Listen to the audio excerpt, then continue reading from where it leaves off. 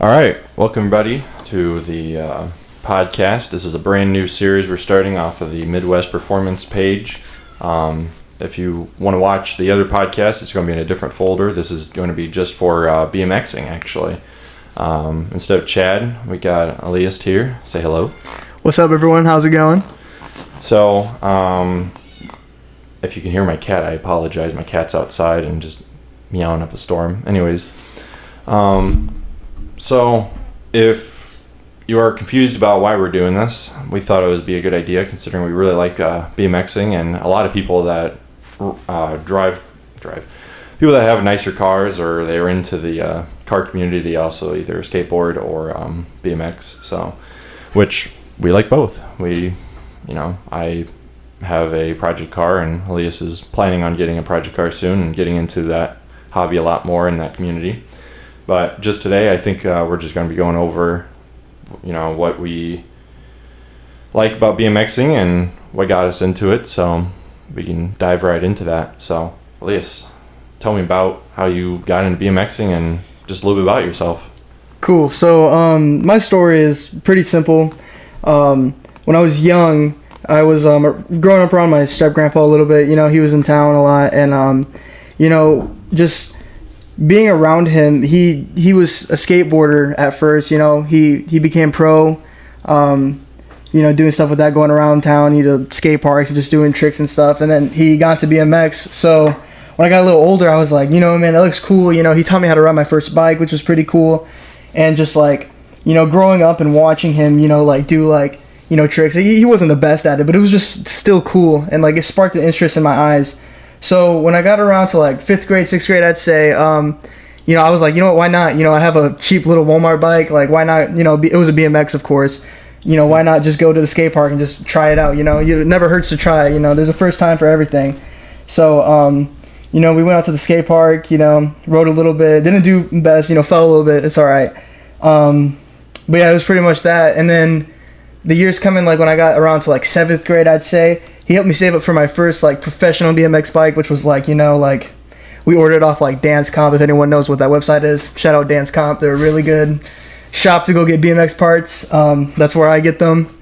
They ship pretty well and all that. But yeah, so I mowed his lawn a lot, and after that, it was just history. I got my first bike, started riding, got a little better over time, and just was also just would watch videos from Scotty Kramer and stuff, pro riders, and just they influenced me so well to get into the scene of it. And yeah, just it was something that I just loved doing. And even though I'm kind of drifted away from it and kind of getting back into it now, it's something I can never get away from. It's always in my heart still. Mm-hmm.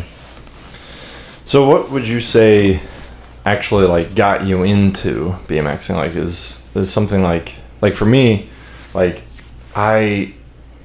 guess I'll just talk, but I came from mountain biking. My dad, he introduced it to me when I was really young, and him and I, every Sunday, we would just go to different trails around our area and just kind of go. And as I got older, I still really liked mountain biking, but it was just, I don't know, I really felt like it was just the same thing every weekend. You'd go hit the same trail, which, I mean, you get good, and a lot of people like that, but for me, it was always man, just, I feel like you want to learn something, instead of just going over the same bump, maybe you can learn something from it. So, but I don't want to get into my story yet, but I just I found BMXing, and then I was like, man, this is so much different, but at the same time, it was so familiar.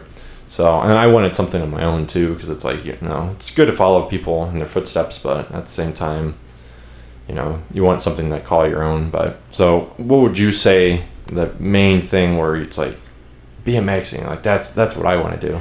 It was actually kind of similar, because at first, when I first started riding my bike, I was 7 at the time. I wasn't doing these bunny hops and stuff yet. I could barely hold myself up on the bike. So he would actually take me onto trails and stuff, and there'd be little jumps and stuff, and it was just and I'd see them hop over it, and it's there's so I told myself this is so cool, and there's so much more I can do. And so just getting older and adapting, going on trails more, hitting those little dirt jumps, or even going to a curb and just bunny hopping up and stuff. It was just always like, what can I do to, one up this and get closer? And just like watching, like, like going back to like watching the videos and stuff, like people doing like front flips and all that. It's like, dang, that could be me one day, but it's a hard goal to accomplish. But that was my thing, just the challenge of like, what could I do next? What like ramp could I go down without being scared? Like getting across that fear. Yeah, that's definitely one of those. BMXing is one of those things where it's like there's always someone better and there's always something else you can learn. It's like you might be able to get 180 down or bunny hop down or 360, but yet there's always something else to top it. And it's crazy of like how much it's like mental too.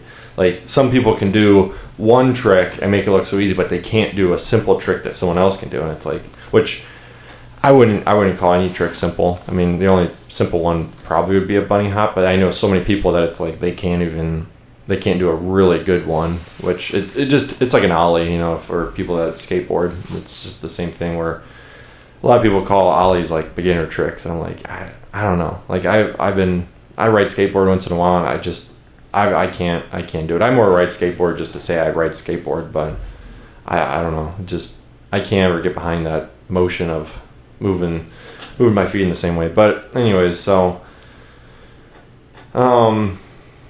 yeah, so I guess I can kind of talk about my story,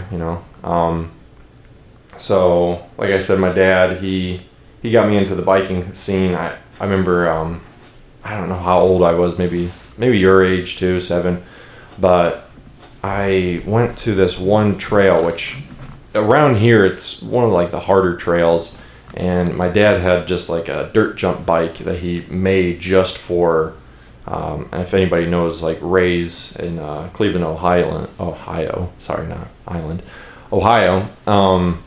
he made the bike just for that place, but he was like, well, if you want to try tackling some trails with it, you can. So we went out there, and I was just going, he was like that. I mean, that bike was so heavy, first off, and on top of it, I was just like way ahead of him, and this was like when he was like really into biking, stuff like that. So I was always just fast. So it was funny, the same week we were like, or my parents were like, yeah, I think it's time to get him a bike. So we went to a small shop. It's a family bike, and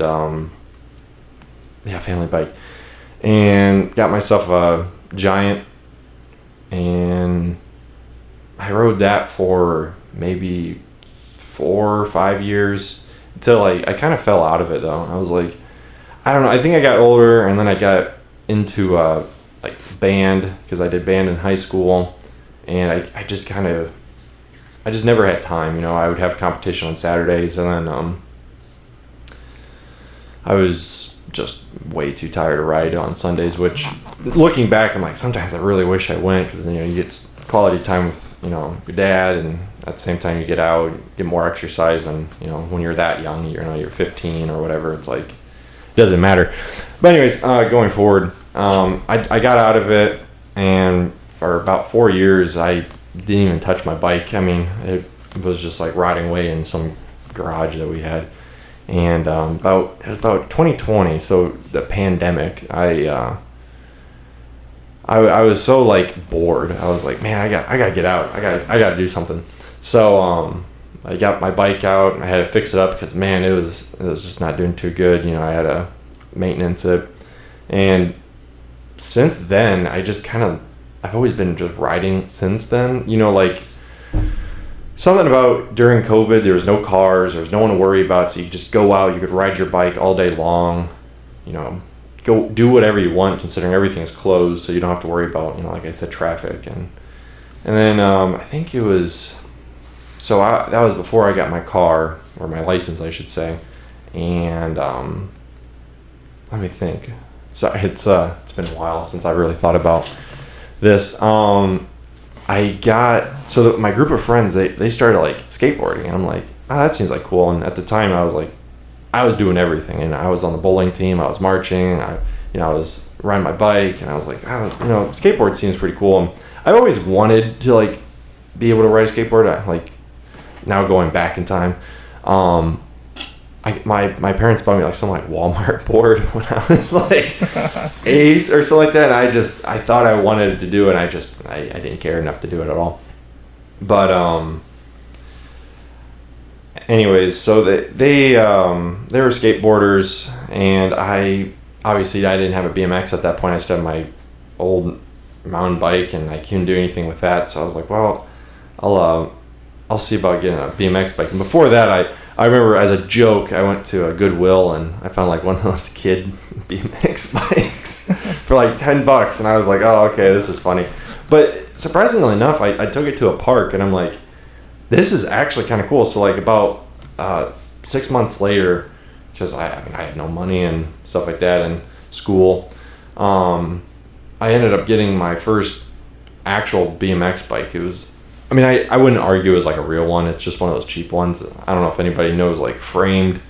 It's a small company. I think it's US based. I'm not quite sure. I've heard so much about that company, but they sell like low budget bikes, but kit bikes, you get a whole thing off of Amazon or whatever for like $100. But then I rode that thing, I mean, since 2021 to now, so 3 years, and I was always at the skate park. Me and my friend, we would just go there and just morning to night every day during COVID and stuff like that, just hanging out and learning everything we could do. And I would take like Christmas money or my birthday money, and I would go and spend it all on new parts and stuff like that. And then just recently I moved out from my parents, and then I was like riding my bike around in the snow one day, and something started clicking, and I'm like, man, this is kind of weird. So I go home, and I go back to the apartment, and I strip it down, and I'm like, one of my bearings are broken. So yeah, I take my bike to it's called a House of Bikes. It's a really good BMX shop, and the guy working there, he was like, oh yeah, no, to order this part in, it's going to take like a week, and also you're running like the wrong forks, because I really didn't care about what part. I just was upgrading, and I'm like, oh, okay, well, what can I do? Can I buy new forks and a bearing? He was like, yeah, it's gonna be like $120. I'm like, dang, $120.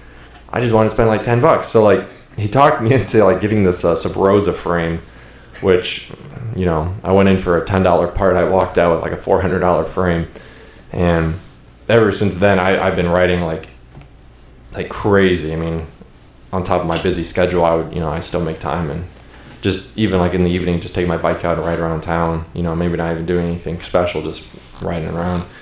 But I've learned, and even like the last year, I've just learned so much. But so that kind of catches everybody up on my introduction. But so back to you, I guess, if you want to add into any special details and your start off to now.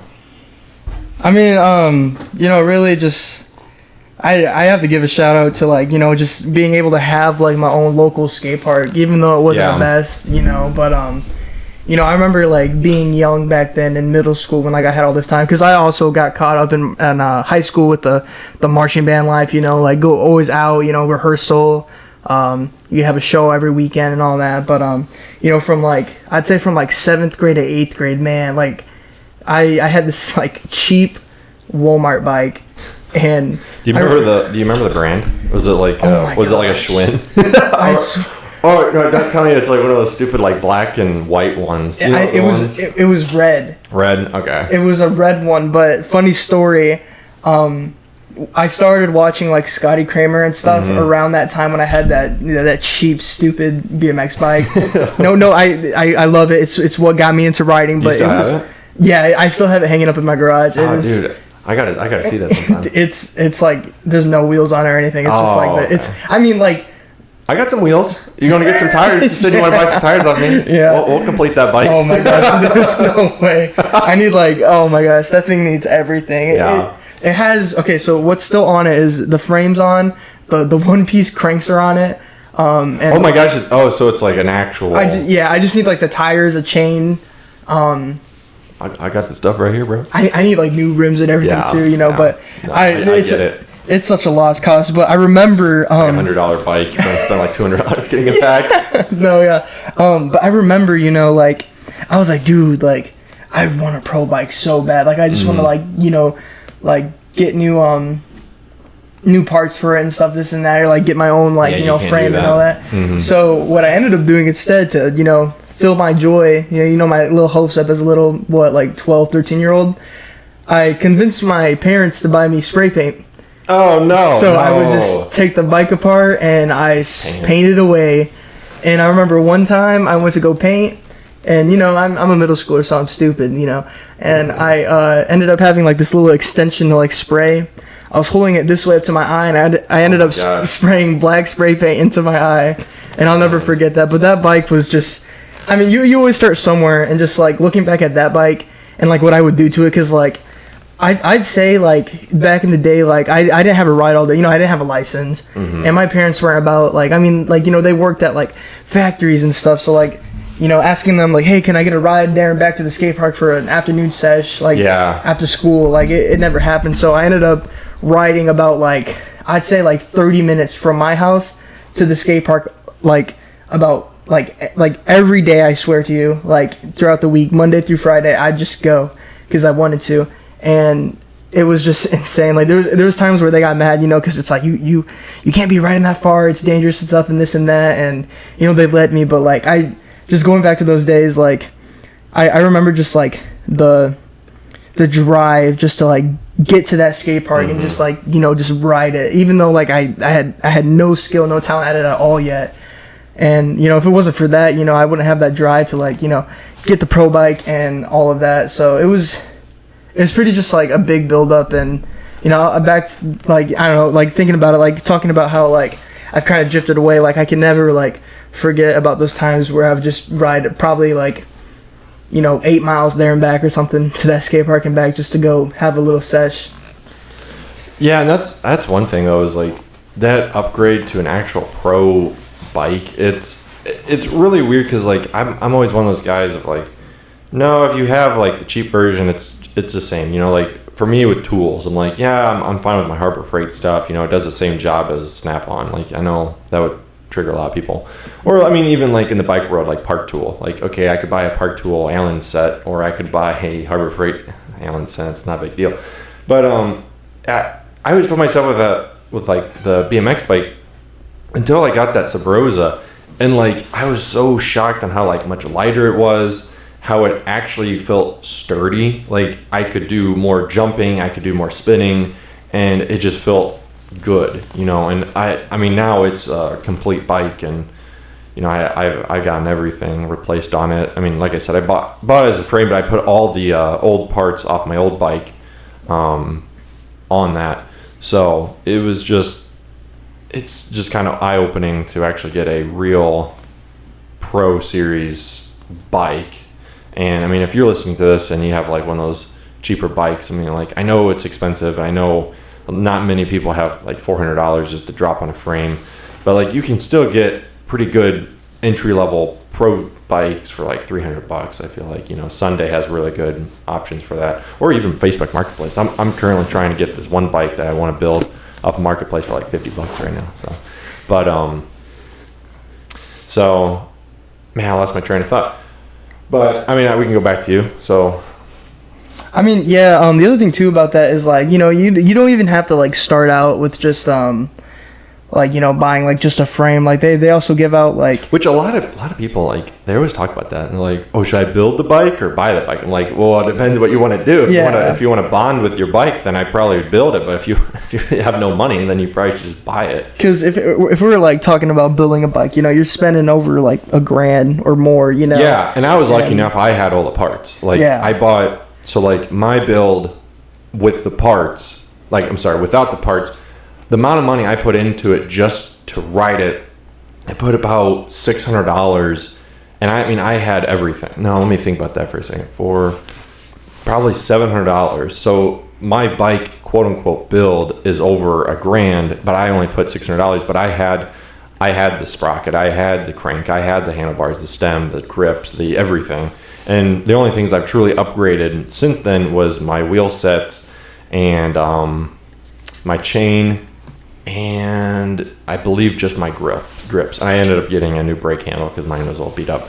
But like I said, I mean, that's like $600 right there. And if I would have bought sprocket, cranks, everything else, I mean, that would probably have been putting me at $1,400, $1,500, considering cranks alone are, I mean, you can get cheap ones for $80, you can get really nice ones for $300, $400. It's just crazy. I mean, it depends on where you buy them too. You know, if you have a local shop, I mean, I would always support them first before going online. But I mean, online you can get some pretty good deals. But anyways. Yeah, also, I know you brought it up. Shout out to House of Bikes, probably one of the best bike stores. Yeah, and like the only Northern one, Indiana. Yeah, you know? I don't know what that is about. I mean, there's no like. I previously went to Grand Haven, Michigan, with my fiance, and they have kind of bike shops. Like, there's good bike shops in this area, but like House of Bikes is the only bike shop I know that sells parts as they do. Like, you could go in and there's just a whole entire counter of just bike parts, like everything you need right there. You can build a bike right there. Like, they don't need to order anything. You just walk in. Okay, I want the frame, I want the cranks, I want the wheels, I want the tires, I want everything. And there's a really good one I haven't went to, but it's I believe it's in Detroit or outskirts of Detroit. I forget. It's like Albs or something like that, or I forget. But they have a really good I'm probably butchering that name. I can't remember. It starts with like E something. But they have a really good online. I bought a lot of stuff through them, but apparently they have like a really big store, and someday I want to go to them, but it's Detroit. Who wants to go to Detroit? No, I'm just kidding. But yeah, no, like you were saying, just shout out to them. Really. No, yeah, and you know, that was another thing too that like really like got me into wanting to like get my own pro bike, because I remember like even being young, like going to that store, I wouldn't even remember, but like I'd always go there with my grandpa and stuff, and getting older, you know, I walk in and I see all these parts and stuff. I'm just like, oh my gosh, like all the different colors. Yeah. You know, all the cool like looking parts and stuff. It's like the price tag says like probably like $50. You know, I don't have $50. I'm like 12. But you know, like just being like, man, one day I'm gonna come in here and just buy parts. And I mean, like it's just cool because now, like, I mean, like the other day, a couple weeks ago, like we went back there because my tire. Also, my bike is probably like the worst bike out there right now. I need to do maintenance on it. Yeah, you just need to do maintenance. So yeah, we'll talk about our bikes in a second with a little bike check. But like we went there to you know, get my tire true, my back tire, because it was like, you know, I'd lean to the right and you just hear like you remember that like that cranking noise? It was scary. It just clicked. It was like about to blow up. I kid you not. But like no, like, you know, the people there, like my grandpa knows the owner. I think, what's his name? I think it's I might say this name wrong. I wouldn't say if you don't know his name. Yeah, okay, I'm not gonna say it. Don't want to give like credit to the wrong guy. But shout out to him. Like, he has to be one of like the greatest, like, you know, bike mechanics out there. You know, he's never done anyone wrong. But I will be honest, you know, some of those workers in there will like be for real with you and make you spend more money than you want to. Yeah, but I feel like that's the reason, because they care. And I mean, yeah, no, exactly. You know, it's exactly. not us throwing that company under the bus, because it's like they just need. I mean, they have really good recognition. I mean, I feel like I've been places 3 hours away. I'm like, you know, House of Bikes, and they're like, yeah, I know House of Bikes. I've been there. I'm like, oh, that's awesome. You know, 3 hours away, 4 hours away. You know, different states. You know, I went to actually recently. I went to Illinois, and I swear it was one of them. Maybe I'm just, you know, maybe I'm just dreaming. But I swear one of them were like, yeah, I've heard of House of Bikes. I'm like, oh, that's actually really cool. That's like, you know, 4 hours away. I think, oh, I know, 3 hours away. I forget how far. Something like that. Something. But it's like, that's just cool. A different state, you know, such a big city. And they're like, yeah, I think I've heard House Bikes. I think that was them. I've been around. So, but yeah, if you want to dive into, you know, what kind of bike you got. And yeah, so I thought, you know, something that we could do is, you know, it's not on video, so you're not going to be able to see the bike. But I thought we could. Which I'm thinking about, actually. I mean, for everybody that's listening, you can either watch it or listen to it. But at the beginning of the video, I'm going to be probably putting, like today we went to the skate park, and I want to put some like clips of us. So like you can kind of get an idea and like see what we ride. But if something happens and I can't get that to work, there will be post other places, but right now it's just kind of a start. But anyways, yeah, go ahead. Okay, yeah. So I have my list of mine down because I'm not really good with remembering. I'm sorry. I'm really bad at remembering. Bro's had the bike for like how many years and still. Oh wow, and it's I again. can give you everything I got right now. Again, because I got the box of skin right here. Again, the maintenance is horrible, so I'm sorry. My bike. I'm gonna take better care of you. Just give me a couple days. We're gonna do that clean, that grease.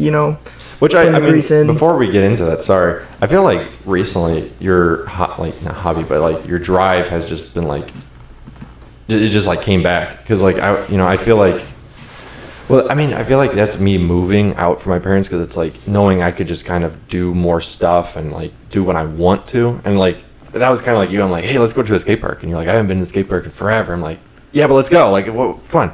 But yeah, no, like it's cool too because it's like like. I'm doing stuff that I thought I could never do, and I'm pushing through some tricks and stuff, which we can get into more later, talking about like how we overcome like doing new tricks and stuff like that. But no, yeah, it's really sick. So I'm gonna dive into this bike check real quick. All right. I'm gonna give the color, first the bike frame and the parts. If I do this in a weird order to you guys who know how to do bike checks, I'm sorry. This is my first ever bike check on air. So we're gonna start off with the frame. I have a black 2019 Subrosa Tiro frame. Oh, he's getting the years. Oh, I think it's 2019. I hope it is. It's been so long. I have also like a very like funny story about this bike. If you don't mind me sharing after I do this check. Yeah, go ahead. Okay. And then after that, shout out Garrett. Yeah, what up? He gave me these handlebars. I got these white SGM, if I'm saying that right, handlebars, which is They're not bad, I think they're made for racing. I'm not quite sure. No, they're steel or aluminum. I don't know. Something like that. They're definitely a metal. Like when I say racing, a lot of people are like carbon fiber. It's like no, they're actual metal, but yeah. I don't know. They seem a little thinner because I did have a race bike for like a month and so I got rid of it. No, yeah. But yeah, go on. So I got those handlebars, and then we have a Sunday top load stem. I bought it, I'd probably say about like 2 years ago because, my bike was really just stock, stock parts. It was a complete bike that was purchased and, I've just been modding it on the way. I have a Mission headset. I have the stock Rant forks. I have stock Rant hubs and the stock, like the rims, spokes, everything. For the tires, this was given to me as a gift from my uncle, but I have Demolition Machete tires, which I think are what's the word? Discontinued. I think they're discontinued now. I'm not for sure. That's what I heard. And I was really like hyped to get those tires. Well, they have like a weird like yellowish like wall or something. I think it's painted or is that like an actual? I think it's supposed to be like a tan wall. Or something. It's probably just aged. That's why I like it because it's just so unique to me, like how they look, and it says like Machete on the side with like I think they have like the sword, like the Machete swords on like a cross or something. I'm not 100% sure, cool. But and then after that we just got a stock Subrosa seat. Came with the bike. I like the design of it. I can't really describe the design of it. I don't have it off the top of my head. I think it's just like a bunch of roses and stuff, but it's red. Yeah, I was gonna say I think it's like just red and top is red, side's black, and it has like lightning bolts. Yeah, something like that. I'm looking at a picture, but I'm looking at side. Anyways. And then after that, we're gonna move down to the sprocket and stuff. I have a Medusa Eastern sprocket. It's yellow. Oh, I didn't know that was that. That's pretty cool. Yeah, I got so everything for my sprocket, my crank, my pedals, my chain was all done at House of Bikes. They hooked me up with that, put it all together. And yeah, because quick story, when I first came in, I was supposed to just come in with the bike, to get in the chain on the bike. So pretty much my story. Again. Yeah, and it ended up the guy coming back like 3 times saying, "Oh man, your sprocket's messed up. Oh man, your pedals aren't coming. All your cranks are messed up. Your crank arms are messed up. This and that." And my grandpa ended up was like, "You know what, man? Like, let's just like get aftermarket parts for you, man." Yeah. Like, so it ended up to a big thing. So we got Rant pedals. I forgot the exact name. They're red. They've been holding up really well. I like them. They're the regular plastic. They're not metal or anything. I'd be very scared to ride metal, pedals. Those people scare me. Yeah. Like the plastic ones that have like the metal like screws. Yeah. I don't know what they're actually called, but like my mountain bike had one, and I I've just really ripped my legs up with those things. Yeah. I don't know, they scare me. Mm-hmm. Good grip, but Oh yeah, definitely. I guess if you're like really good, it wouldn't matter. But it's like just knowing if something would happen, that 1/4-inch screw is going right into your leg. Oh yeah. Anyways, It's not gonna be fun. sorry for that picture, guys. No, it's perfect. Hey, we need that imagery. You know what I mean? Yeah. Especially right now on the bike check. With nothing against them. If you do ride them, it's not a big deal. I don't have any. Like, Props. I have them on my mountain bike. For me, it's props to you. I could never. I'd be too scared to. Like right now, I'm looking over my mountain bike and I have those. See, right now, I'm looking at that and I'm like, I'm scared to do like a crank flip. You know what I mean, or something. Yeah. But no, it's. I get the concept of them. They're really good for the grip, and no hate to them. It's just, yeah, you don't want those, flying up to your shin. It's kind of like, I'll have to tell a story after this about. Man. Yeah. Anyways, all right, continue. Okay, so then after that, I have Sunday crank arms. I forgot the V2 something. Yeah, it's something. We got the same. Yeah, it's funny. We got the same ones. We were like, oh, little except quick yours bond. is like paint's like stripped off of them. Yeah, it's because you must rub your foot on them. Yeah, when I ride weird. That's probably why my bike's kind of messed up. Because I was thinking about that, like, man, those are really worn in. I'm Yeah. like, wait, how do you do that? Yeah. Like the whole entire side of the arm is just chrome. Yeah. It's just Yeah. it's polished almost. It's actually polished. Might as well just do the whole thing. You know what I mean? It's like Yeah. it's like I don't know. I think you just have your foot maybe too far in or something. Yeah. I don't know. Maybe your heel scrapes it. I don't know. It's weird. Yeah, and then after that, I have a Shadow Conspiracy half-link chain. Shout out to the half-link chains. They're really great. I was riding the stock Rant 1. That thing snapped on me, because I'm... Yeah. Sorry, I keep interrupting. No, go ahead, man. We're here to talk about this. I want to say one thing. And say it. To the two viewers that actually will be listening to this. If you even do ride BMX, I don't know how many people are actually. This is our first one, and we're a very small channel. Oh, yeah. Eventually, we're going to be big. Anyways, if you ride a standard bike chain, you can get them at Walmart. I want to talk to you. I want to know how do you do that, because I have broken so many chains in my life, and I've only been biking for I don't know, 13 years, and I've probably broken more chains I can even count. It was so bad that I actually on my mountain bike, I would just keep a spare chain in my bag or in my car or something, because I'm just I don't trust them. But ever since I upgraded to the Shadow half link, I'm just this is wild, because I think even the advertisement they show them people, maybe not advertisement, I've seen people they grind on the chain. They'll be grinding and it smacks the chain and just rub it on the chain. I want to tell you how. Okay, I got a quick story. This go ahead. This is really funny. Say it, man. So stripping down my old bike to put together my Sub Rosa, I had a cheap chain breaker. When I say cheap, it was a kit. I got a bike kit, and it came free with it. Anyways, I broke, and when I say I broke, it wasn't that little piece that goes in between the chain broke up. I broke, it actually ripped out the threads. Oh my gosh.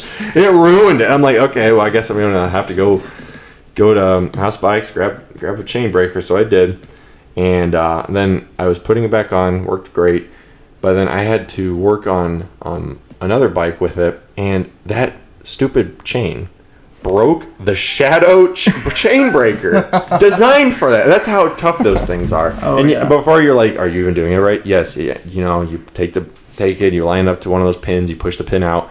But I don't know. It was just the way it was positioned. But those chains are crazy, and they stretch so little. Some of the other chains, you'll be adjusting them every week until 5 months in, you're oh, finally. But then by 5 months, you're ready for a new chain. It's yeah.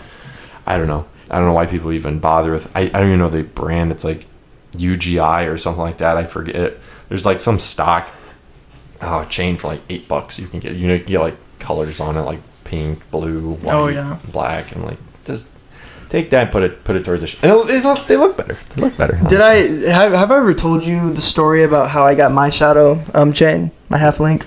I think so, but I don't remember. Okay, I'm gonna say it again. And this is okay. Again, once again, this isn't me, you know, putting House of Bikes on the bus. It was them looking out for a homie, you know, telling me like the real news, like what it's gonna be, you know, what you need to do. So I remember I walked in and my chain snapped, and I was like, you know, I didn't have like your chain snapped when you walked in. No. All right. So I thought that was fine. Chain snapped, and then you had to go there. Okay. So I had a, you know, chain snap. Went to House of Bikes to get a new one, and you know, I'm a junior in high school working at a Jimmy John's. You know what I mean? Like, so you were balling pretty much. I was Lamborghini. You had too much money to know what to do. Too much money. I did not know. Yeah, you had like 20 bikes, and I wish I had 20 bikes. I got 2. I want another one. Representing Northern Indiana. No, I'm just kidding. Like, I had Shadow. Hook me up. No. Come on, Shadow, please, bro. I need you guys, but no, okay, go on. No, so I have like I think I walked into the store with like probably like $20 in my pocket. Like $20 to $30 in my pocket, you know. And I told my mom we were going to so if you don't know, House of Bikes is located in Osceola, Indiana. So we were going to Mishawaka, which has like malls and stuff. And I told my mom, I was like, hey, you know, I heard you talk about going to Mishawaka. Like, could we stop at House of Bikes real quick so I can buy a new chain? Like, I'm just gonna buy something cheap, you know, walk in and get it. And so I walked in, and the guy was like, he was a taller guy, you know, taller than me. He was like, yo. He was like, what can I do for you today, man? And I was like, yeah, man, I just need a new chain. You know, I thought about just getting, like what you said, like the cheap $8 to, you know, $12 chains. For like the beginner, like for the kids. Yeah. I don't have a problem with it. But if you're building a bike, just put a better chain on that thing. So I remember I pointed at it, and he looks down and looks back up at me. Oh, heck no, you don't need that. No, and this is exactly what he says to me. He says, no, you're not. I'm not giving you that chain. He said, listen, boss, I'm going to be for real with you. And he's like, and this is no disrespect to you, all right? And he's like, but us big guys, these chains ain't gonna last. He's like, you need something like this. They don't. And he pointed at the coffin he pointed at the copper shadow chain, and I was like, man, you're right. Looked at the price, like $50. Man, you're not right. I was like, dude, I don't. Put that back in that case. I literally want to tell him. I was like, dude, I know, but listen, bro, I do not have this kind of money. Yeah. And my mom was with me, and she overheard. And she looked at me and she was like, hey, she's like, get it. I'll help you pay for it. And I was like, W moms, man. Like, she helped me out there. Of course I paid her back, you know. Mm-hmm. But, you know, it was just so funny because, like, the guy was like, listen, man, like, no disrespect, you know, but, like, us big boys. And he's not wrong, you know. You know, when you're doing tricks like 180s, you know, coming out of, like, flying out of, like, you know, quarter pipes and stuff, it's like you're putting weight onto that chain. And if you don't have the strength, like, if that chain does not have the strength, it is not going to last. And that's something like, you know, like now I'm riding that copper chain still that I got back in my junior year of high school, and like I will never ever go back. You know, it's perfect. It hasn't snapped on me yet. I'm planning on never snapping. You know, knock on wood. I've never heard of anybody snapping those. So if you do, you're like using it way incorrectly. No, yeah. But I kind of had the similar story. When I went to Chicago, there was a hole in a wall. I guess the saying is. BMX shop, very small, but I was in the market for new wheel sets, and I was like, hey, let me take a look at those. And if you know anything about wheel sets, I mean, there's like a double wall and there's a single wall. I don't know if you know. I think so, yeah. Single wall is obviously there's one piece of metal and it's bent, and that's it. Double wall, there's 2 pieces of metal and they're kind of pressed together and they're more sturdy. Mm-hmm. Well, if you also know anything about that, different prices. Double wall is more expensive than a single wall, obviously, because less metal. And I think like they had a deal, like you can get 2 wheel sets for like $80 or something. I'm like, that's a great deal. That's amazing. I've never heard of that deal. So I'm like, hey, let me take a look at this. And he like looked dead in my eyes before he even grabbed it. And he was like, I'll be honest, I advise you not to buy this. I'm like, why? And he was like, this is a single wall. And I'm like, can you explain that to me? Because I'm like, I kind of knew, but I'm like, I want you to explain it to me. And he was like, how tall are you? And I'm like, 6'4". And he was like, you will bend this? But he was like, now the only reason if I would sell this to you, if you really need one today. And I'm like, never mind, don't even get it down. I don't want to look at it. Yeah, no, literally. I probably butchered that story, but it was pretty much exactly how that was. He was just like, yeah, you're going to bend this. Don't get this. I advise you not to buy this. I think I did look at it, but it was just because I was curious. But I ended up getting Odyssey fork there, which I found out was a little bit more money than I thought it was. How much did it run you? Man, I have a... You have the box right there. Is that what that is right there? It was 170, which it's the I think it's like the R25 or something like that. Oh yeah. Or R22. I don't remember. That's the thing. The more money you put in, like it's that much money. Well, for like raising, online, you know? I think you can get them for like 140. Really? But I'm like, at the end of the day, I baby. bought a fork in Chicago in a small shop. I'm gonna not a big deal. It's not a big deal. Exactly. And that's another thing is like now I get to say, I bought my fork in Chicago. I know a lot of people are like that, and I'm much like that. Like I have to bite. Like we're not to change subject, but we're gonna be doing a trip like this coming fall, and hopefully maybe even go to Ray's in Cleveland together. I don't know but I that's just one of those places like I'm gonna have like $300 or $200 just to spend on parts because even if I might not need them, I'm like, hey, I got these at Ray's. I traveled 4 hours to get these bad boys. I don't know, it's something about that. Just Cleveland, get Ohio, baby. But I guess I can talk about my build, dude. Guys, I'm gonna just say this right now. Garrett's bike is way better than mine. I'm like very jealous of this frame. It's new. It's just it's so nice. If you would have seen my old bike, you'd have been like, this is a hot. I bet you your old bike is probably way better than mine right now. Dude, the condition it is. Wait, you saw my old bike? Remember? Did I? Oh yeah, like last year. Oh, and I was like, yeah, because I was. Was it the framed?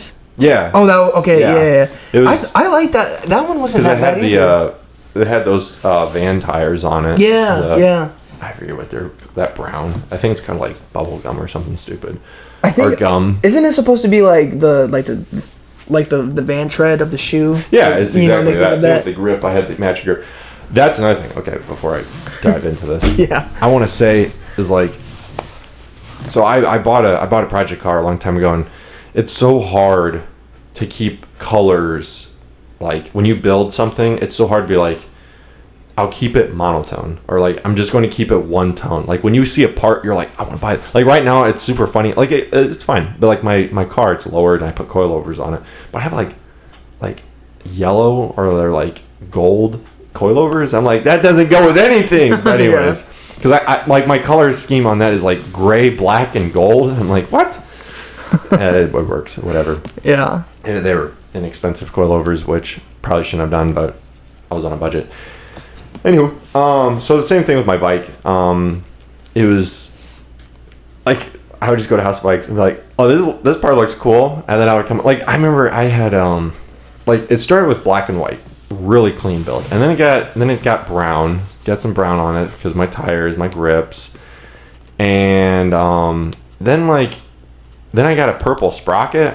Okay, which I still have that purple sprocket, but I was like, okay, and then like for my, I forget the actual name for the part, but like where your head tube is, right, head tube, the front, like for the stem. Yeah. You got your head tube, and then you have like those little plastic spacers, or metal spacers. I got like pink. I don't know. I was like, I don't know what I was doing. So at the end of the build, if you could even call it a build, it was just me having fun. It was just like this ugly piece of junk. Like I love it. I still have the frame. The frame's sitting right in front of me. Actually, I'm planning on hanging it up on the wall eventually. But with my Sub Rosa, I told myself, I'm like, I'm going to build a like two-tone bike, and that is it. I am not putting stupid colors on. I'm just going to keep it nice and clean looking. Because that was the thing with my mountain bike too. Is like I'm looking at right now, and I did a really good job. You know, it's a Trek Marlin 5, and very clean for the people out there. Like, if you would be a mountain biker, I understand that is the most not the most mountain bike ever, but I do like trails, and I also just like it. It's, you know, I got it for graduation. And anyway, so I got the yellow, blue, and like I got blue pedals, yellow grip, so it kind of matches that. And like I have those XR4 wheels, tires, that Bontrager makes. So they have brown, so it kind of looks a little goofy, but it's like, it's clean. Anyways, back to the BMX build. I'm not talking about my mountain bike anymore. I wish I rode that a lot more, but kind of strayed away from that. We have so many opportunities. We need to hit Bonnieville. Yeah, we do. We need to go to. Dude, those trails are sick. I love them. I'll ride them on my BMX bike. But I do have to say one thing, and like I said to like the one person that's actually going to be listening to this, see, kind of really off topic and off script of everything. It is it's kind of cool doing this because like, yeah, we don't know how many people are actually gonna be listening to this, and if you are listening to this, thank you so much for actually listening. It's also just cool because it's like, you know, just talking and, you know, and people listen. Anyways, BMX. So let me pull the picture. I wasn't as prepared as you. I didn't really think we were going to be doing this, but that's my fault. I probably should give you a heads up. Nah, you're good. So I guess I'll start with the frame. Oh, are you good on time? Everything's good? Yeah. Okay, great. Perfect. I saw you looking at your phone. No, I had my Get off your phone! My computer died, so I'm looking at like the spreadsheet. Oh, okay, I gotcha. Sorry, it is currently 9:20 here when we're filming this. We have recording all the this. Time to talk. This is going to be up tonight as well. Like everybody that's listening to this, it's obviously not going to be on a Thursday. It's probably going to be Friday, Saturday, whatever. Anyways, all right, getting into it. So we all know I got a Sub Rosa frame. I love it. It's like, I don't know what color we even call that, like a brownish. Yeah, it's like one of those colors where like when the sun hits it, it's like two different goldish things. Brown. Yeah, it's a very unique color. When the sun hits it, it's such a beautiful color. It like stuns me when I look at it. Man, this is going to sound so bad because when I bought the frame, I bought it because it was a 21. I think it's a 21.75. It's almost 22 incher. I think it's a 7.5. Don't tag me. I just bought the frame because I liked it.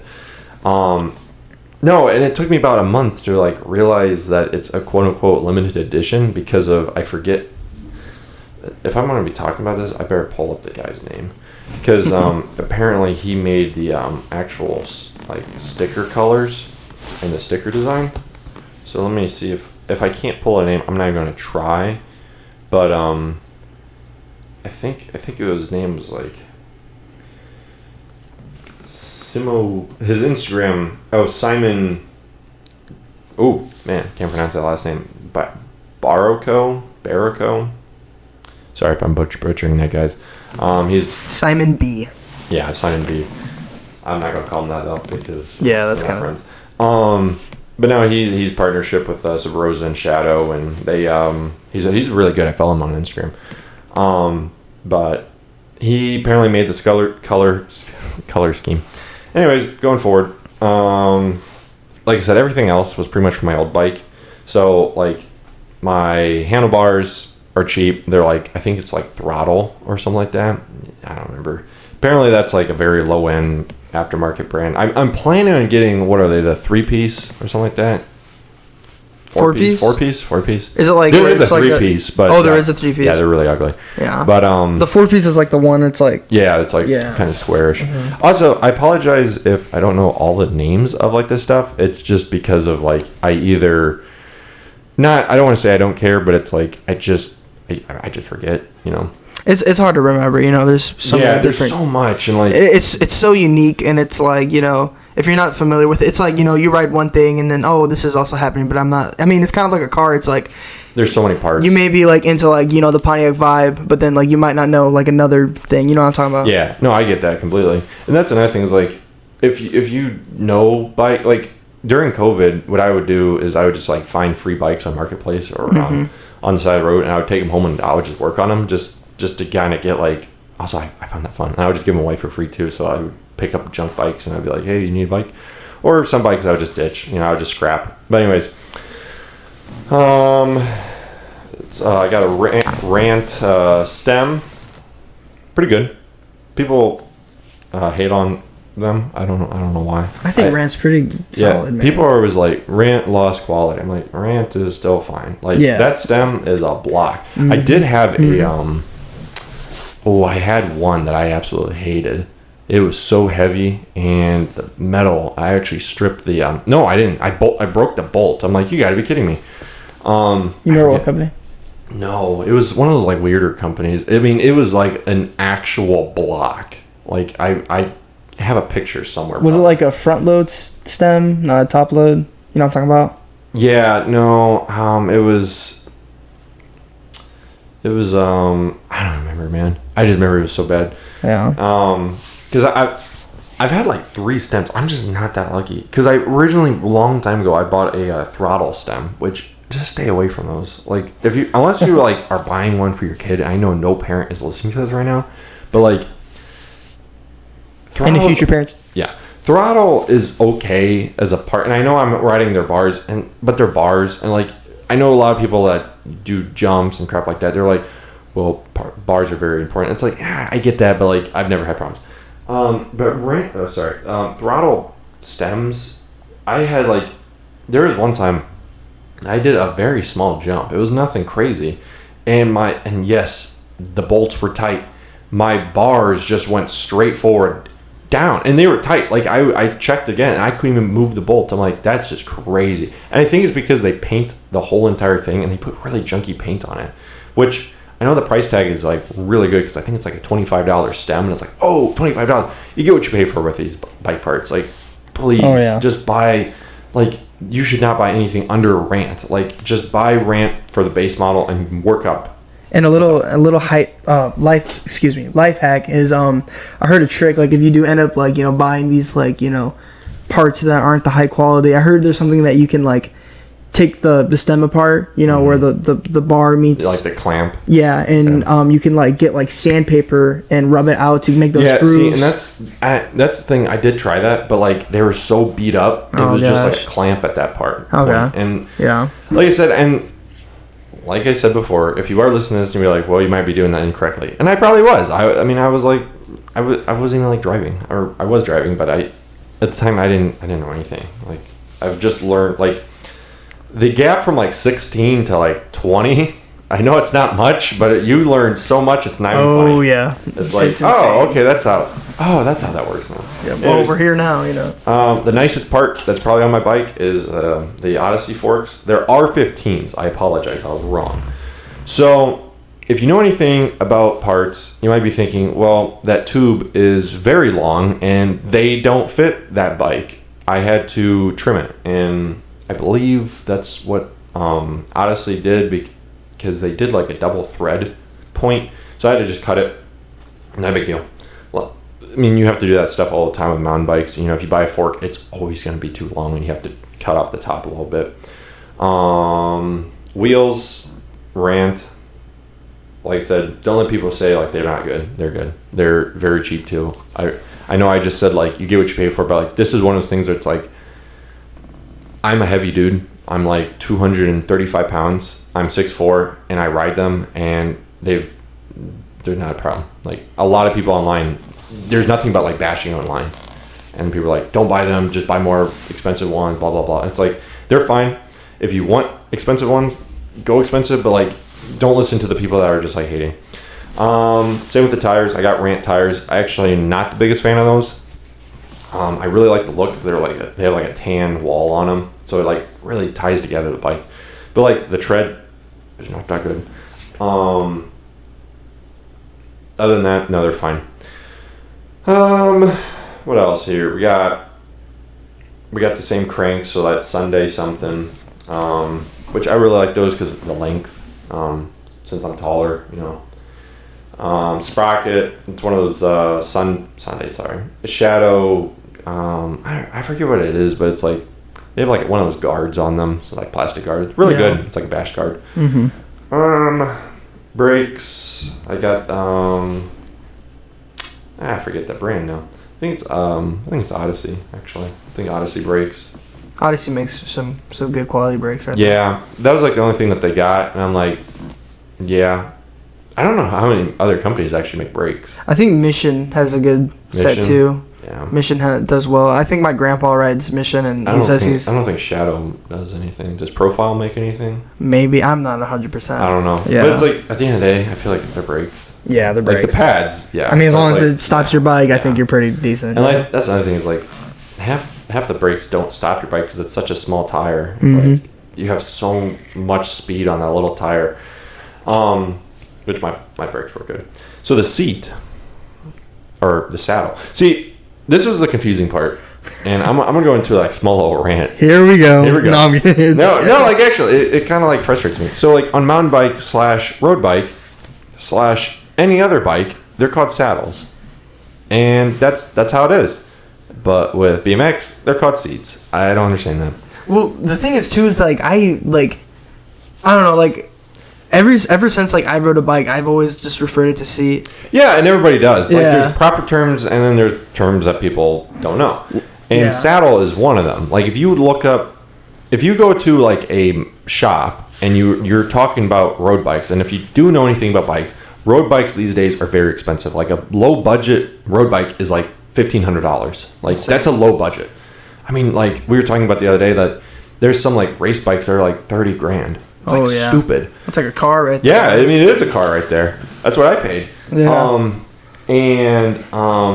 No, I don't know if it's because to properly get on a mountain bike or road bike you have to put your leg over the bike and then hop up on the seat. So maybe it's like similar to a horse. I don't know. I don't care. I'm just saying it's kind of a weird one because it's like they're not called seats. I mean, they are. Sorry. They're not called saddles in the BMX world, which I don't care enough, but it's just funny to me that it's like, why would they change that? It's the same thing. Anywho. I honestly think it's really cool. Like when you told me that you called it like a saddle, I was like, dude, that's actually that's how I've always sick, been. That's what I've always called it. Yeah, no. I've always called it a seat, but the proper term is saddle. And if you're like, no, it's not. That's what they call it in mountain biking. So, I have no hate towards it. I think it's really cool. Yeah. I mean, I've rode a horse before. It's pretty cool. Well, get on that saddle. It's kind of the same thing. Like like when you talk about bikes, other than BMX, a lot of people use the term mount. Mount the bike. Yeah. You're mounting the bike. You're getting on the bike and you're going. That's mounting. Or unmount. When you like if you go look at a new bike and let's say the at a shop that's been in business since like the 70s or 80s and it has the original owner. The owner is probably old. He probably will say mount the bike when you're trying on a bike. When you're trying a bike out, he might say mount or just dismount it. I know I've had that multiple times from different shop owners. So it's just one of those things. Going forward with my build, that's pretty much it actually. Oh, sorry, my seat. Or saddle, whatever. You forgot it. So you forgot to say the seat, man. Yeah. Well, I guess it's called a seat now. Saddle. Yeah, we're good. We're doing good on time. Cool. So this is it's an actually Haro seat. And first off, I want to say I don't know if you know anything about what's going on. I don't know what's going on with Haro. Apparently, Haro has went down in like serious quality. Really? Yeah. I don't know what's going on with them. Like I'm seeing like on Marketplace, I'm looking at these like bikes, and they're Walmart bikes now. I don't know what happened. Yeah. It's scary. It's like, ooh, Haro. Clicks on it. I'm like, no, that's a $50 Walmart bike. What am I looking at right now? Why does it say Haro on it? Haro used to be so good. Like the seat that this came from was a Haro dirt jump bike that my dad built that he sold, and it's just white. It says Haro, and it's nice because it has I guess it's like a leather. It's not real leather, but I can't do the cloth because it rips up my legs because I put my legs on the seat too much, and I always wear shorts. But it's kind of been a staple. Like every bike that I've been on, BMXing that is. So like the dirt jump to my first bike to this bike, it's just been there. Plus it works good. It's kind of smaller though. So like that's the thing is like a lot of the other seats they're pretty big. Like yours is a lot bigger than mine. Yeah. But I don't know. I don't really care. And grips, they're I think it's like the ODI. I don't know. It stands for something. I forgot to say my grips too. I have the ODIs too, by the way. My bad. But I don't know. All I know is that like if you have a pair of Van Cole grips, or any other grips, I think there's like one brand that doesn't do it. It's made by ODI or OBI. I forgot. ODI. ODI? ODI. It's ODI. Hold on, let me look at my... Yeah, it stands for something. I need to look at my keychain. I apologize. Yeah, I got it right here. ODI. ODI. Sorry, ODI. I don't know why I keep saying ODI. Yeah. You know what? Why don't we just look it up right now real quick? I don't know. What's the internet? I don't have that. Yes, you do. So he's looking it up right now. We're going to look it up right now real quick. Right. And then pedals, same as his. I don't know. I think they're Rant. I don't know. I bought them because I had I had like those weird platform. Sorry, I had the white platform Odyssey ones, and they were really weird. I don't know why I had them for so many years until I switched over just to standard flat, and I'm like, oh, this is amazing. But did you find out what it was? I'm still looking real quick. Sorry. Just type in like ODI grips. Like, what does it stand? Or like full name.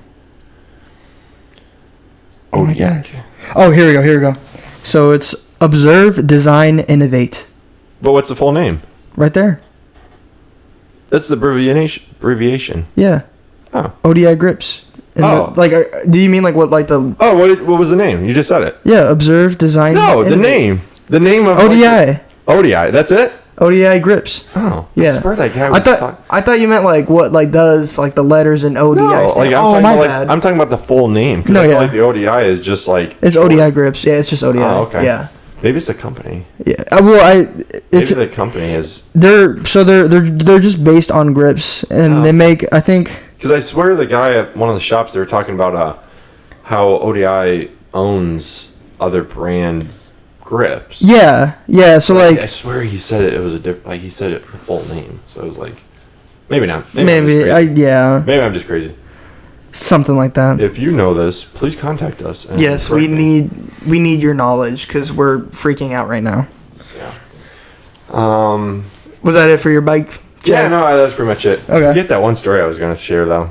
Dang. Oh well. I have a story about my BMX bike, and you guys are probably gonna think this is crazy, and it kind of was, and it was something that kind of made me quite sad for the longest time. Oh, I know the story. So we're gonna go back, take it back 4 years from now. So this is 2020, before the pandemic even happened. I'm gonna interrupt you. Okay, Keep talking because I know this story's kind of long. Yeah. I'm gonna go get some water. You go do that. I'll tell the followers this story. Yeah, like you know it. Thanks for all the one person that's here. It's probably just gonna be my fiance. Thank you, fiance, for being a part of our growth. Thank you, Garrett's fiance. Sorry if I... And other viewers potentially maybe watching. I want to say, if there's actual people listening, I apologize if I keep saying this. I just find it funny. All right, go on. Okay, so it's 20... Oh, dude, I have this pink... It's a pink rant spacer. I have it right here. I have one just like that, but red. I don't know why I got pink. I really don't know why I got pink. It's cute. So I think it fits you. It's cute. All right. Go ahead. All right, so we're taking it back now to 2020, 4 years from now, which is insane, And I'm a freshman in high school. This is before the pandemic even happened. And I remember one day, two of my buddies were like, "Hey, man, it's a weekend. We're not doing anything." I think I was in like winter percussion at the time, but we didn't have a show. So we're like, "Hey, let's go out and ride. We're just gonna go out, ride around town, have a good time." So we did. That's literally what we did. I rode from my house to like downtown area. I met up with them. They had mountain bikes, so I was the only one with like the pro BMX. They weren't really into that. They were just about riding around town having a good time. Agua. There's the ASMR from Garrett for today. Yep. All right. So we meet up. We're riding around. We're riding everywhere. We're going to like our local dam. We're going to we went to like a Wendy's to go eat. And so we're just having like day was perfect. Weather was just nice. It wasn't too hot. It wasn't too cold. And at the end of the day, it's getting late. I'd say it's probably like 9 p.m. And we get back to the house and we're like, all right, hey, let's go back to our one buddy's house who lived on this like it was like way like across. It's like the west side of my town. And I was so far away from my house. And my mom was gonna come pick me up, so we put our bikes in his garage. The garage, remember this, the garage is open. Our bikes are way into the garage, and we go ahead, go in the backyard. We start jumping on the trampoline. We're young, having fun, doing our thing, and time flies by. It's like, all right, well, it's time to call it a night. I go to the garage, and I'm waiting for my mom to come pick me up, and I'm like, where's my bike? I left it at I left it by the grill inside the garage. It was right there. I swear it was right there. And we're flipping out. And at the time, my friend talked to his dad and was like, cause he left, and they were like, "Hey, did you move the bike or anything?" And he's like, "No, I didn't see a bike in there when I left." And we're like, "Holy crap, my bike got stolen." So somebody was walking down that road, down the sidewalk, seen my bike, went into, you know, my friend's garage, like basically like just like the kind of like home invasion, you know what I mean, into private property, took my bike, ran off and left. And I was devastated. You know, this bike that I got was my first ever pro bike. It was a Sabrosa Tiro frame. We're gonna do a little quick bike check on that one. It wasn't that much, but what did it have? It had, I think it was like the red pegs on it. It had everything was pretty stock. The pedals and everything was stock, cranks, all that. I had hammerhead tires. Oh, I love the Demolition hammerhead tires. Those are really amazing. I had the trail ones too, so they were a little thick. I had like red like Colt Van grips on them, and excuse me. And it was great, you know. I put money into that, you know, bike, put time into it. You know, it was what got me like really, you know, it really gave me that kickstart into like doing BMX. And so that happened. I remember just being so devastated, and it was sad. You know, I mean, I'm a freshman, so you know, I was obviously crying about it. You know, my bike. I mean, you know, like when it's something that special to you, you know, it really hits home. So after that, I'd probably say about like, you know, maybe like a week later, we see this guy riding around, and he's on my exact same frame, everything, you know. The only thing that was different was it was stock. And you know, I mean, like at the time we're like, dude, that's literally my bike. I remember I was driving by our skate park, and I seen him like, you know, cross the street to go to the park, and I was like, Mom, we gotta turn around. That's my bike. I swear to God, it's my bike. Go to the skate park, we're watching. I had some buddies pull up because they were there, and I was like, yo, I think this guy's my bike. And they're like, dude, I know, bro, because like everyone knew about it. You know, I told all my homies that, you know, we'd go to the skate park ride all the time, and you know, everybody was so mad and just like, dude, what the heck. And so you know, we talked to the guy, and you know, this guy's doing like great, like he's gapping the spine, you know, he's, you know, doing this 180s airs, like going all the way up in like the air and stuff, like doing these crazy tricks. I'm like, oh my God, this guy's great. So you know, that happened, and he came up to us actually, and he was like man, I got this nice bike. no, he was he said, we were like, hey, nice tricks, bro, you know. And he's like, yeah. And he's like, you know, I feel we were riding out here because, you know, everybody's you know, like confronting me, saying that, oh, you have my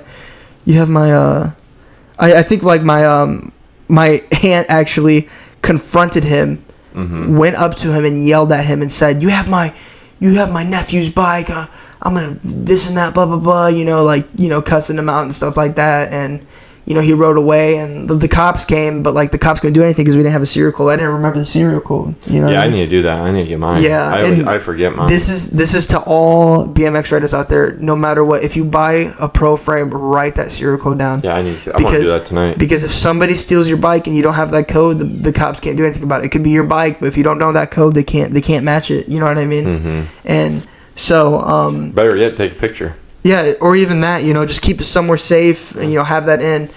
And so, you know, that goes around. He's like, yeah, you know, somebody confronted me saying that, oh, you have my nephew's bike, this and that. But like, dude, I just bought this like a couple days ago. Suspicious. Yeah, it was suspicious. I wasn't buying it.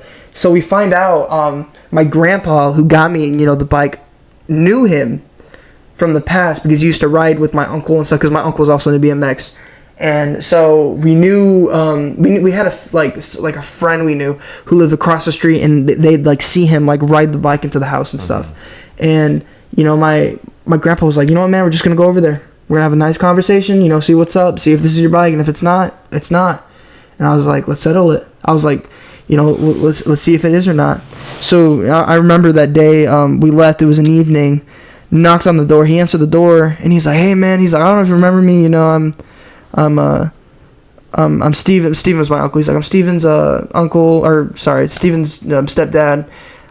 He's like, listen, man, I'm hearing you have my grandson's bike, man, and like, I just want to get this straight, you know, like, I don't want to start any problems. I just want to, you know, figure this all out, man. You know, I just want to come to the base.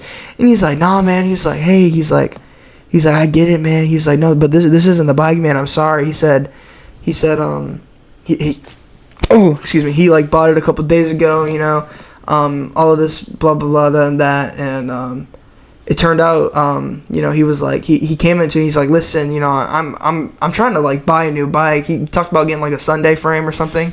Yeah. And he was like, listen, I'll sell this bike to you for $100. And at first we were like, okay, but we still don't know if this is my bike or not. You know what I mean? Like, we don't want to, like, have this bike it's weird stolen. because he's like, I just got the bike, but then, like, I'm trying to get another bike. I'm like, what? Then you just get that bike? Yeah. Why do you want to get another bike? What to me was so weird was, like, at, like, the same time he got, like, this has to be, like, something like this, you cannot script this. Like, once I got my bike stolen, I seen my exact same frame, like, everything, riding at the skate park with this guy, and I was like, what the heck?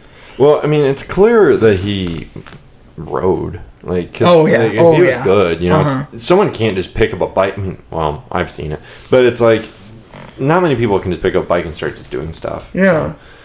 But yeah, so, you know, after that, my grandpa was like, listen, he's like, I feel bad for what happened to you. We're gonna buy you this bike, all right? Because I mean, at first, it wasn't really like necessarily my fault. Like, if I feel, I mean, it still sucks, but like if I, like, left my bike out on a bike rack, didn't have a lock or anything, and it got stolen, it's like, okay, I should have locked it. But, like, this was in a garage, people. You know, like nobody should be walking into someone else's garage taking crap. And, which really, like, made me mad and the family mad who owned the house. And so, we bought it off him. He signed it, said I put his name, selling this bike to me, serial code everything, you know, signed it, just to, you know, make sure we had it. Just in case if it was stolen, you know what I mean? And, like, we find out in the future. But, so that happens, you know, Grandpa, I was so blessed that he did that for me, you know, like, $100, you know, like, you know, now it's like $100, but, like, $100 is a lot of money, you know what I mean? Like, especially... Yeah, definitely to spend it on something that you don't even know. Like, exactly. That could have been your bike, then you have to pay for it back. No. But maybe it wasn't your bike, but, you know. Yeah, so, you know, that happens, we get it, and I remember, you know, I started riding again. It had a little problems, but, like, for $100, man, I got my pro bike, and, you know, for the complete bike, you know, new, it was like $400, $330, and so after that, I remember I was at home, it was a weekend, I get a call from one of my buddies who was helping, trying to find my bike, and he was like, hey, dude, he's like, what are you doing right now? And I was like, nothing, man, I'm just chilling. He was like, you need to come to the skate park right now. And I was like, why? And he's like, your bike's here. And he flipped the camera and pointed the camera, and it was my bike that got stolen. That's crazy. So I told my parents, I said, I need to go now. Hopped on my bike. I rode my bike all the way to the skate park as soon as I could. I got there. Turns out it got sold to this guy for like $75. And it was so sad to see, because when I came across the bike, they had like red spray paint. They spray painted over it. One of the pegs got ripped off. They just took it off to try to like hide it and stuff, and they just destroyed it. They left it outside in the rain. It was rusting. You like pedaled like the crank arms, it felt uneven. Like, they destroyed that bike and sold it to him for $75. And that's crazy. It was so weird, because it was like, oh my god, like, here's my bike that's been missing for like 2 months, you know, 3 months, and here it is right in front of my eyes in this condition. And I remember the guy was like, listen, like, I just want you to know, I did not steal this. I swear I bought this. And I was like, dude, I'm not even mad, man. No. He was like, I feel bad that you bought it in this condition, because it doesn't deserve to be in this condition. And, you know, it was kind of like a little bonding moment, you know what I mean? And we just talked it out and stuff. And, you know, I was like, I remember when he left, I was like, hey, man, just do one thing for me, man. He's like, what's that? And he's like, take better care of that than, you know, the idiots that stole it from me. And he's like, dude, I got you, man. Yeah, I would have been like, honestly, you need some help, like, bringing it back to life. Yeah, man. I mean, no, like, I'm not gonna take it back. I just don't want to see my bike like that. It was so, like, for me, I was just so like wow, like, dude, all of this, you know, stress with, you know, accusing a guy who didn't steal my bike to coming across to the person who bought it, and, you know, I don't even know the people who stole it. You know what I mean? Well, it's like, the thing with me is, like, we were talking about before we started recording, is like, you know, there's like a certain bond with like building a bike. You know, if you build a bike, you get really bond with it, or if you have it for a long period of time. You know, there's like just certain things. You know, like my mountain bike. You know, I don't ride it that much, and it's practically brand new. I mean, it's I polish it once in a while. But it's just one of those cases where it's like I took the graduation money I got from my parents and I bought that. So to me, it's like special. I'm like, oh, well, I use my graduation money. The only time I'm ever going to get graduation money, because I'm not going to college. But like, you know, there's times where I'm like, I should sell that bike. I'm like, no, it's just too special. Same with my BMX bike. I'm just like, I would never sell it. But like, if something would happen to that bike, even if even if I don't feel like I'm connected to it, I would be like devastated. And definitely for you to see your bike again in the shape, it's just like that would just crush me. Just like knowing of like the time that you spent on it, you know, the memories that you have with it, and now it's just gone. Like, well, I mean, it's like the equivalent of like selling your first car. You know, like I remember when I sold my first car, I was driving home with my brand new car. You know, better, everything was better about it, lower miles, it was newer, a lot newer, you know, it has every feature I could imagine, and like, I actually cried, because I'm like, there goes all those memories, I'll never have that car back. And I was always just, the thought of like, seeing it to drive around town always scared me, and luckily for me, they sold it to someone in Michigan City. But anyways, For you to see your bike like that, I would have been like, man, I don't know how. Dude, like, it was. I'll be honest, man. I pulled up shaking. You know, the whole ride, that whole like 30-minute ride from my house to this, because I live out in like the county in my city. You know, it's not like a 5-minute walk down to the skate park. I was just like, oh my, like I didn't know how to react. You know, like, because at first too, I didn't know who had it. Like, I didn't know if I was about to meet the person who stole my bike, and, you know, my homies, like, had this guy, like, yo, you know, like, talking to him up, and I'm gonna pull up, and we were gonna, like, confront and be like, why, what was this for, you know, what was all this for? Which I've been in that. I had a friend that he got his bikes, well, his brother got his bike stolen, and then, of course, you know what they do, they take some spray paint, they spray paint the whole bike, and first off, I want to say, like, I hope we don't have any bike thieves listening, and if you do, Just don't do that. There's no point. Just don't do that, because you actually draw more attention to yourself if you paint a bike like that. Like, the funny thing too with mine was they didn't even they literally just like grabbed the can of red spray paint and went like right on just the frame. like a little like curve around the frame on the one side.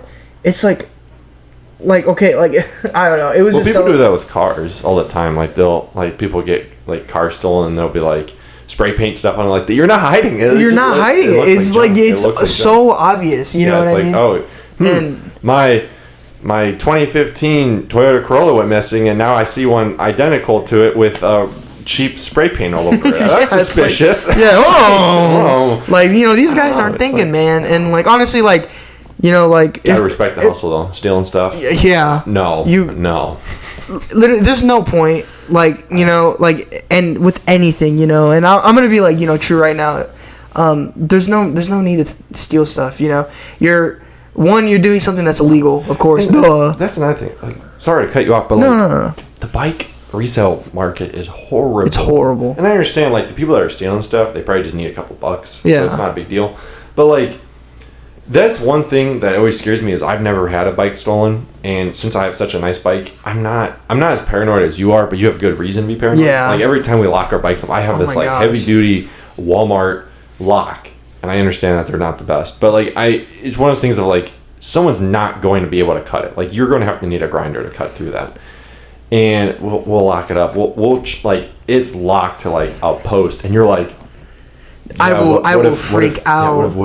You're pulling on the bike. What if someone steals the bike? I'm like, dude, no one's stealing the bike. You remember when we went to Niles, man, and we had the truck and we had like the cover over it, and we even had the light in it, plug in it in my truck. I was freaking out about that. We had our bikes in the bed of the truck, locked together from like the frames, I believe. So it's like there's no possible way. You would have to lift two bikes at one time. So it's a 2-person job pretty much, because there's no way you're getting out of that. And you wanted the cover on the truck. I'm like, dude, we are in a parking lot. Yeah. I don't think, like, if someone saw that, I think someone would be like, hey, maybe not. I'm probably just being like, using my, I don't know, imagination, be like, oh yeah, people are actually nice. No.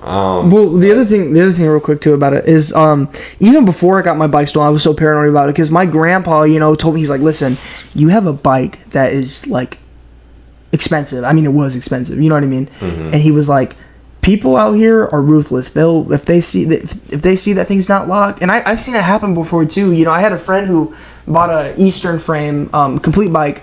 It was probably like $500-$600. It was a nice bike. It was really nice.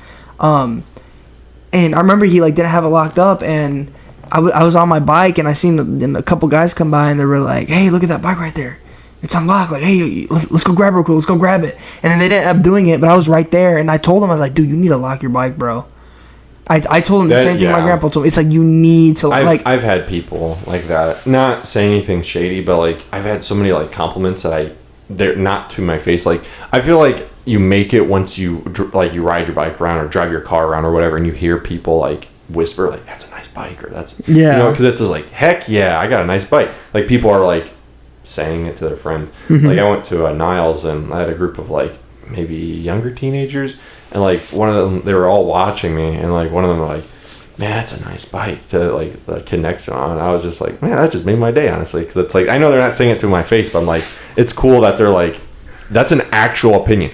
But my point is, it's like, if people are saying that, there's going to be people out there like, "That's a nice bike, I want that." Yeah, exactly. They're going to take it. Yeah, exactly. But I don't know. That's another thing is like, I feel like BMX is the equivalent in the car world of like driving a stick. Like, you would think like, oh, it's not that hard, you could probably steal it, but you'd be surprised how many people can't ride a BMX. They don't understand the concept. They do not, like, it goes over their head. You know, they're like, "How do you ride that?" I'm like, "You stand up and pedal."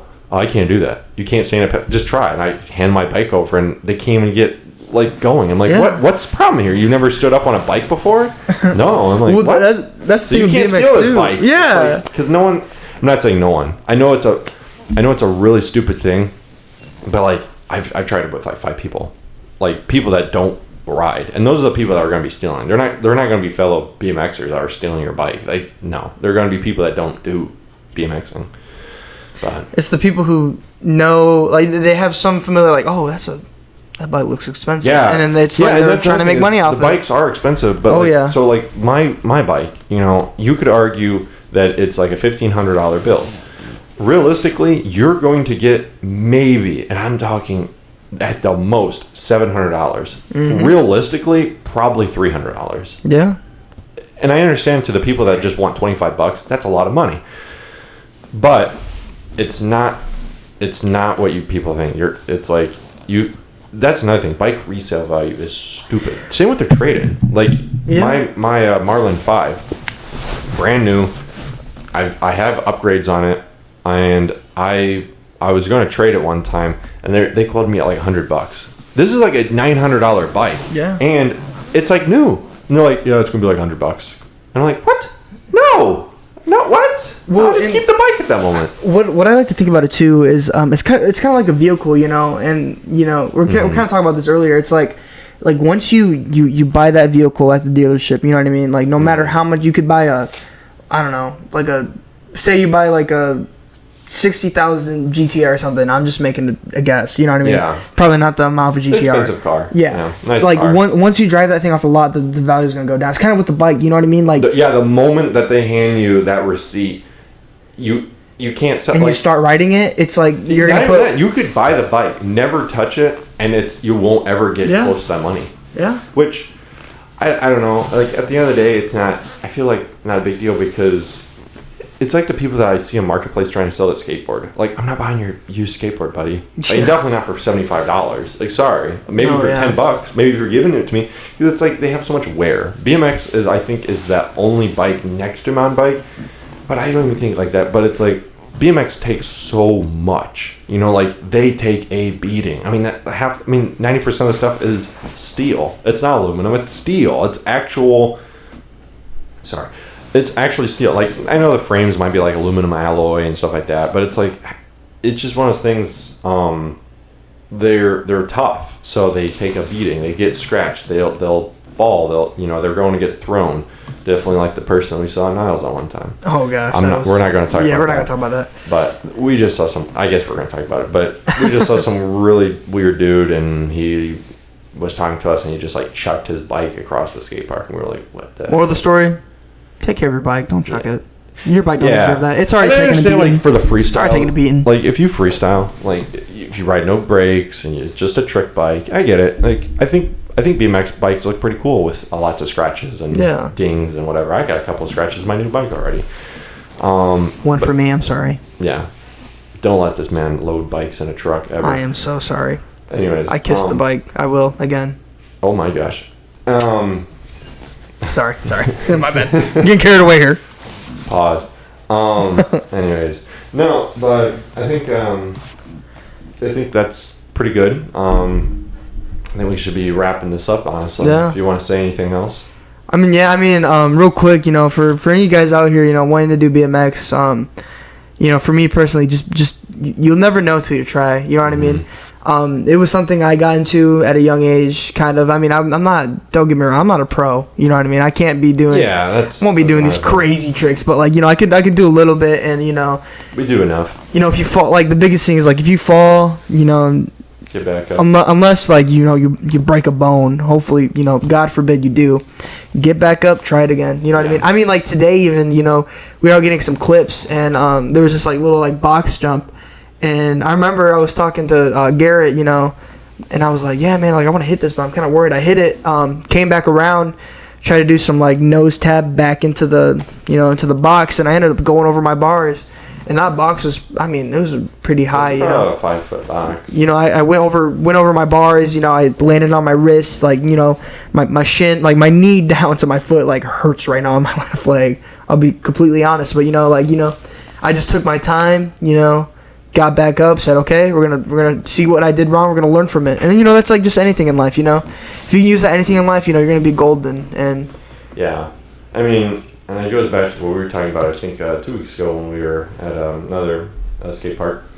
I was just saying about commitment. It's you gotta it's so weird of every single time, and I guess if you get really good, that it becomes just fluid and motion, and everything is just water. You can do tricks and half those people I make jokes about this, but I saw this one older skater. I don't know how old he is, maybe 35, but he was just really good, which is kind of weird because he was smoking, but he a cigarette smoking, but he's just he showed up and he was puffing a cigarette the whole time, and he's doing bowl stuff. He's in the bowl, he's doing crazy stuff, and meanwhile he's taking a hit from his cigarette, going up, and he's coming up, and he's doing some crazy tricks. I'm what the heck? How are you multitasking like that? Yeah, definitely smoking. But my point is a lot of times you just have to commit, because it's I really hurt myself. Well, I say really hurt myself. I scraped my knee really bad. Wham, big baby me. No, I don't know what happened. I was gonna drop in a bowl, and my front tire just was not that straight, and my mind was hey, that's not straight, I'm not going to go down straight. And then I tried bailing, and I'm halfway down, and I'm trying to bail, and I'm nope. So I just jump with my bike, and then my bike lands on top of me, and I just land straight on my knee. I'm well, I'm glad that I'm 20 years old. If I was any older, that probably would have been bad. But just one of those situations where if I just committed, if I just said nope, I'm going to keep going down, I would have been fine. I would literally. Yeah. I feel half the mistakes and really injuries people get is just scared or stupid. Yeah. There's a lot of those Instagram reels I see that it's why would you do that? Yeah. We were talking about, sorry, I know we were going to be wrapping this up. No, you're going But we were, I'm not going to disclose that park. I know no one's going to be listening to this in this area, or if you are, you probably won't care, but it's a really nice park and no one knows about it. Yeah, I'm gatekeeping. Wham. No, we were there, and there's the really, I don't even know what you would call that. Up in that small one we went to, that there was a baseball game. It was really tall. I don't know what you would call that. The wall. Yeah, it was a vert wall. massive wall, I guess. It was a vert wall, I think it's called. Yeah. Okay. Well, I've seen Instagram reels that they have massive ones, and with skaters, and they'll be trying to drop in. I saw this one. This is the one I'm talking about. That he was going to drop in. I'm not joking. This wall was probably 20 feet. Oh, yeah. I'm not joking. It's insane. Actually, it was massive, which it looked possible. You probably could drop in. And he mounted up and he just dropped in, but he didn't push down, and he just fell 20 feet from the top to the bottom. Boom, splat. And it's just he lived. Everything was good. But it was just dude, he probably broke Oh my gosh. Yes. He probably broke a rib. Dude, that's something Why would you do that? And he didn't, but that's another thing. First off, you didn't commit it. Second of all, don't do that. And if you heard that horn, someone's honking outside. Yeah. But beep beep.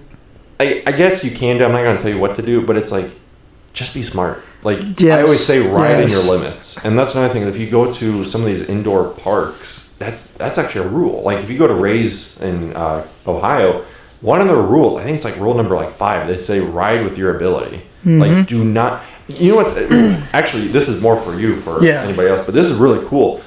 Actually, in their rules, there's a rule that says, practically, I don't remember how it's worded, but like practically don't get jealous. Because if you see someone doing something cool, do not attempt it if you can't do it. Exactly. Because that's another thing is you'll watch all these YouTube videos, all these Instagram, and you're like, oh, I want to try this, and then you're just going to hurt yourself. So just ride with your ability and know what you can do, and like you said, get back up and try again if you do fall. But and another thing too is do not feel embarrassed to wear a helmet. I'm not wearing a helmet right now.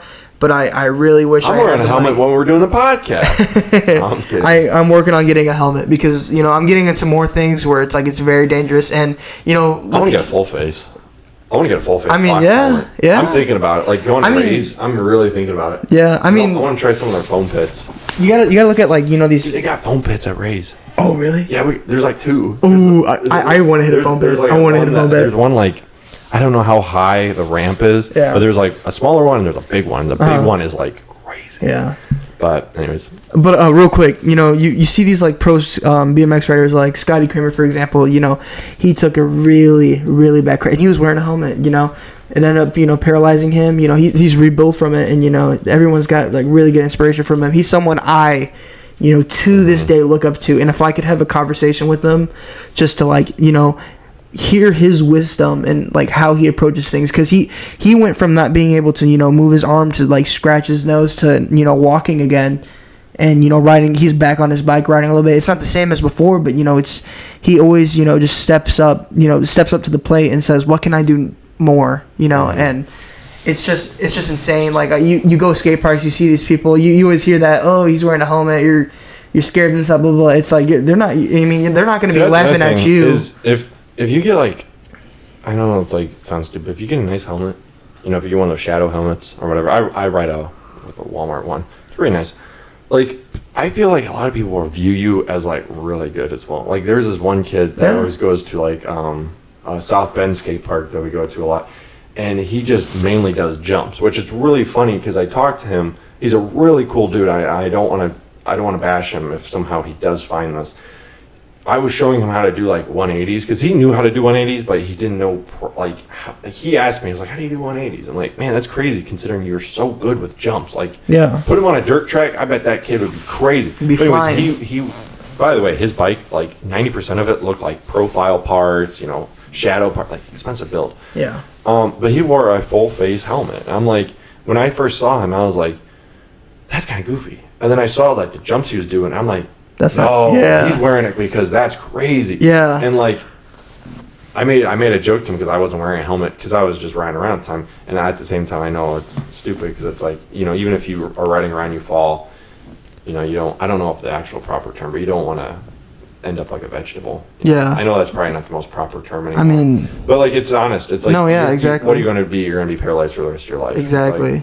And you never know. You might do a stupid bunny hop and maybe loop out, land on the back of your head. Today you were just going to go down a ramp and somehow you just went over my bars. I could have went face first in the ground and broke my forehead, similar to kind of what Scotty Kramer did. You know what I mean? It was just one of those things. Luckily, I fell right, but if it was something where I didn't know how to fall right and catch myself, I could have face planted right into the ground, and I was going at a good speed. And that's why a lot of people are full face is better, because if you wear a open face, a normal helmet, it's they don't really protect your face at all. No, protect your head. So and I know it sounds violent, well, at least you just only broke your nose, but it's I don't know. It could be more than that. I've never been seriously injured, so it's one of those things where it's I've learned a lot, and I feel if you do it properly and you don't bite off more you can chew, you will not fall that much. You will fall. You're going to get scraped up, but it's just don't do it. Just be smart, I mean, from experience too, you know, I've broken, you know, my foot. Yeah. And sprained my ankles, you know, and it is not fun. I sprained my wrist a couple months ago, and I still. And yeah, I couldn't imagine like taking a really like today. Honestly, it really like woke me up and really made me consider like I need to get a helmet because that crash like it was my first crash, I tell you, since I last like sprained my ankle really good because I took a break. Just because one, I was in, you know, doing marching band, winter percussion, and I didn't want to jeopardize that. Because I was center snare, not to flex or anything. But, you know, it's just like, you want to be safe. I mean, even just like having a broken foot, that's not good. You know, you can't work, you're out of work. Mm-hmm. You know, all this and that. You know, you can barely move around than others and all that. And, yeah, it's just safety is first. Don't let anyone, you know, judge you if you're taking that protocol. Like, there's nothing wrong with it. You're doing the right thing. Also, even if you're not BMXing, you should wear a helmet anyways. Exactly. You know, my dad once said that if you wear a helmet and you are riding road, people are going to respect you more because you have a helmet on. Yeah. It shows a little bit more a sign of you're in it for biking, not transport. I don't know why that is, and I've noticed that. I've ridden road without a helmet, and I have people that don't pull over as much as they should, or move out of the way as much as they should, or they fly past, and when we wear a helmet, they kind of move over a little bit more, they slow down a little bit more, and I don't know why that is, but I know it might ruin your hair. I've heard that one way too many times. It ruins my hair, it flattens my hair. Whatever. Yeah, well, at least you'll be able to... You're going to be sweaty anyways, man, get over it. Like, yeah, that's another thing, it's like, but whatever. Anyways, we'll be wrapping this up here. Oh, yeah, so, this was a great... thank hour you for 35, not bad. This is... Hour 35, that's insane. Yeah, that's really nice. Dark out. I still gotta post this. So, anyways, you know, like I said, thank you for listening to this, and we will be doing a lot more. Like I said, we were planning on doing small trips, and our plan is to get like another channel set up. We're going to be posting this on Midwest Performance YouTube, no matter what. But maybe for Spotify, I think we're going to be putting it somewhere else, but we will be putting this for a while. Like I said in the beginning, we think it's just a good idea considering, I know we didn't talk about it much of car stuff, but in the next couple episodes we will. But, you know, our next video, we're going to be talking about BMW stuff. We started a podcast before this and just kind of going over different BMW names or what the names are. And if you are confused what I mean, just go watch the last one. We got Chad on the podcast, and I had him explain it. Actually, we were supposed to do a BMW podcast, but funny enough, his Mini Cooper has failed him, so he's been riding his bike everywhere. So I hope he stays safe, and I hope that Mini Cooper will be back on the road soon. And I just think that's funny considering we were talking about BMWs and his BMW, which, if you don't know, Mini Cooper is made by BMW. So anyways, yeah. And like I was saying, though, is we're planning on doing more video stuff, and we're going to get more content and probably start our own Instagram page. It's hard to say. We will see. Yeah, because we really want to do like short travels. You know, that's the only problem with like Indiana. It's a very nice state, but we just aren't really there for the skate parks. You know, like we're lucky enough to live by, I think, 3. Yeah, I mean, so technically, I would only say 2. The decent ones we have to go to, like we have to go to one that's like probably 30 to 40 minutes. Yeah. And then another one that's like an hour. Yeah. And then you have like Michigan City, which we haven't went to, but that's like an hour and a half. Yeah. So it's like, yeah, there's nice parks, but you gotta travel. Exactly. So, anywho, but we'll be getting stuff out to you guys, and like I said, if you like this video, you know, please follow us. Right now, it's just our Instagram is Midwest Performance, 2 underscores. So you got Midwest underscore performance underscore, and there you can follow us on every social media. Link in description or bio. Sorry, and yeah, I guess until next time. Peace. Peace.